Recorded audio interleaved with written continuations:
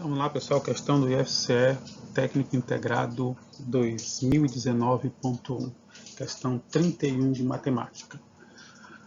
Questão 31 diz o seguinte: sobre os conjuntos finitos e não vazios A e B são feitas as seguintes afirmativas. Primeiro, A união B tem mais elementos que A. Segunda, a interseção B tem menos elementos que A. E a terceira, a diferença entre A e B tem menos elementos do que A. Dentre essas afirmativas acima, é ou são necessariamente verdadeiras. Aí nós temos as posições. Pessoal, o que é que você tem que fazer aqui? Você tem que saber quando ou quais, no caso aqui, quais dessas afirmações são verdadeiras para qualquer tipo de conjuntos, qualquer forma que esses conjuntos possam aparecer. Lembrando que ele fala que esses conjuntos são finitos e não vazios. Ou seja, finitos, uma quantidade que eu possa contar, certo? E não vazios, que eles têm pelo menos um elemento nesse conjunto, certo? Então, o que é que eu vou fazer? Eu vou analisar algumas posições ou formas que dois conjuntos podem apresentar.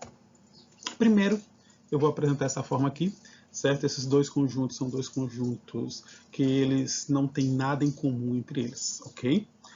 Segundo, eu vou pegar dois conjuntos, onde esses conjuntos têm uma região em comum entre eles, certo? Terceiro, eu vou colocar dois conjuntos, onde um conjunto, no caso aqui o conjunto B, está contido no conjunto A. E terceiro, o contrário, eu vou colocar que o conjunto A é que está contido no conjunto B, ok? Então, como é que eu vou fazer isso aqui?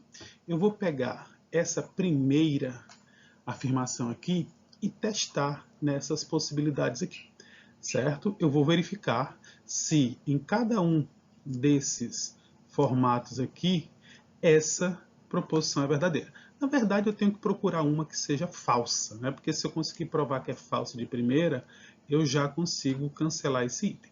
Tá bom? Então, eu vou fazer um por um para que fique mais fácil que vocês entendam.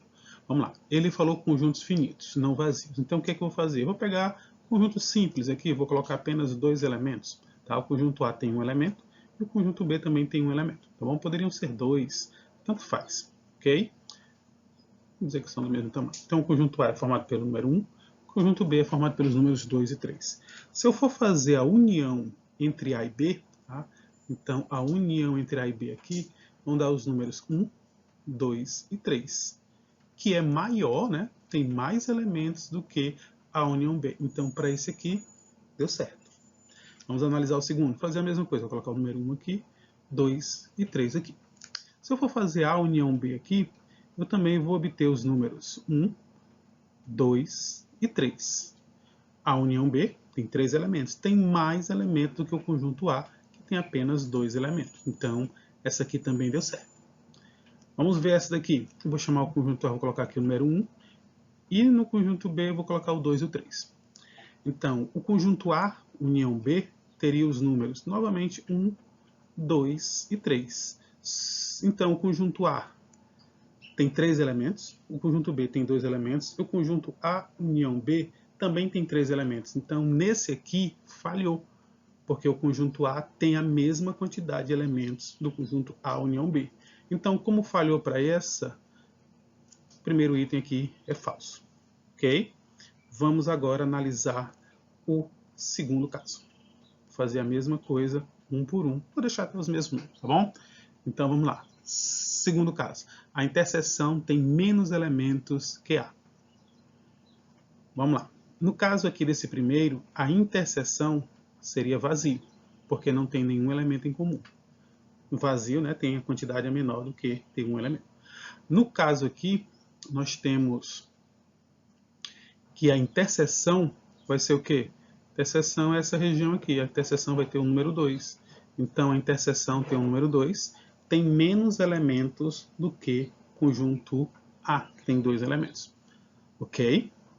Nesse daqui, a interseção seria os números 2 e 3, que tem menos elementos do que o conjunto A, que tem os números 1, 2 e 3. Também está certo. No quarto caso,